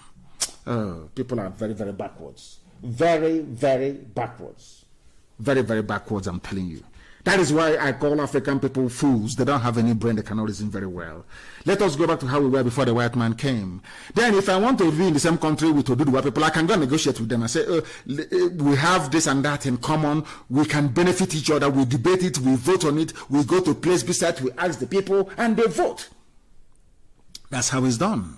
Anybody you want to join you go to them and they willingly join. As Scotland willingly joined the UK over 300 years ago, and today they want to go, and nobody's stopping them. I don't know what's wrong with African people. A white man came and built some junk, called it Nigeria, which you don't even know the meaning of the name, and you're jumping up and down. I'm a Nigerian. Let's defend Nigeria. And I'm wondering what type of cage the animal jumped out from. And possibly a university degree holder for that matter. Very, very sad indeed. Very, very sad, but we must preach the gospel of truth. But we must preach this very gospel. So Fulani will continue to wreak havoc on all of you. They will continue.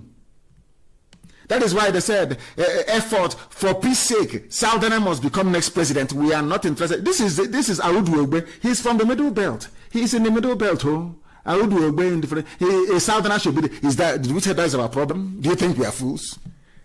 Don't you think that we can go and support somebody to become president so people can be made whatever thing that they want to be, given positions and slots, and they will make so much money? You don't know we can do that? That is not our cup of tea. If you like, spread your presidency like a confetti all over the place. That is when they will know who we are. We are not interested. If you like, come to my village, and we, after P2B and Atiku, that band has come and gone. That is the end of it. No more. No presidency, nothing. Let us give it. Do you think we are foolish? The same way you use your so-called presidency or head of state, you gave it to go on, a Christian from Middle Belt, and then you took over all of them and said, we are all one North. And they agreed. And today, what is happening to them? The same thing you want to do to us. Hey, come and take the presidency. After that, then, look, Jonathan was president for 6 years. What happened? Any improvement? Is there any improvement? A few people were enriched, that's all. Who tell me the tangible improvement for the woman in the creek drinking contaminated water? How did you improve her life and that of the children? How, I ask. People are jumping around. It's our turn. For equity's sake, you are foolish. Some of you live abroad. Where you live abroad, is it Donald Trump, your cousin? Is he from your village? It's the policies that matter, how the country is structured, how it is run. It doesn't matter where somebody comes from. I'm asking you, for some of you that live in the UK shouting, is Igbo man's turn? Is Boris Johnson from your village? Is Boris Johnson from your village? I ask you. People talk as if they cannot reason very well. What we want is our freedom, and that freedom we are going to get. If you like, you can go and join the flank. They will deceive you. Say, it's because of NNAMDI, KANU and IPOB. That is why you cannot get the presidency. See what you can do. Some of you will try to poison us. You can go and plan with them to arrest and to do all manner of evil to us. But you cannot succeed. You cannot prevail. You can never ever prevail, not now, not tomorrow, not ever. Keep your useless presidency, we don't want it. You can canvass all you like. You can pay all the journalists to write all the junk they like. You cannot move us. There is no presidency, we don't want it. What we want is freedom, is as simple as that. If you don't like it, you can go to hell. Or that is one man, one vote. There'll be referendum, that's all we're asking for. And when that happens, one man, one vote. If you want the headsmen to stop abducting Catholic priests in Delta, which is a headline on Vanguard newspaper. They abducted a Catholic priest. Some of you who are shouting one Nigeria, Loretta Onochie, this is where you claim you come from, the great harlot in Asorok. This is where you claim you come from. Suspected Fulani headsmen on Saturday evening kidnapped a Catholic priest, Reverend Father Jude Onyebade, and 3 of his workers in his farm along Isele Bitime Road and Niocha North local government area of Delta State, throwing the area into fear. When IPOB goes in there now to dislodge them, they start complaining, they send the army, they send the police. Now that they have come, they have kidnapped, no army, no police, nobody is shooting up the village, nothing. Because it's Fulani. That is their game plan. Loretta Onochie, you are in Asorok, supplying dead wood prostitutes to idiots in Asorok. This is what is happening in the so-called state. Have you seen it? This is one thing that fools don't understand. I was warning you before, if you're shouting one Nigeria and working for the Fulani Janjaweed, your village is in danger. Loretta Onochie, your village is in danger. Have you seen what they have done? These are Fulani people. These are the idiots that you're serving and supplying filthy, dirty, diseased women to in Asorok. You can see it. She's a madam, high-class madam in Asorok, supplying prostitutes to idiots. Fulani Janjaweed don't circumcise in Asorok. Her village is burning. They are kidnapping priests and people in her village. As I told you before, that is what you get when you serve Fulani Janjaweed. When you talk rubbish about one Nigeria, you place your village in danger. This is for Loretta Onochie. Go and read it up. Go and Google it and read it up. It is there, very clear for the whole world. Headsmen abduct Catholic priests in Delta. It is very clear for the whole world to see and to hear. As I warned you before. We are not here, but we are Nioma, we are Niocha, we are Nioji, all that rubbish. Fulani have come. Those that told you that you're not Igbo, they have come to Delta to deal with you. People cannot reason. But here we compel them, we force them to reason, and they are reasoning because they have no choice. They must reason.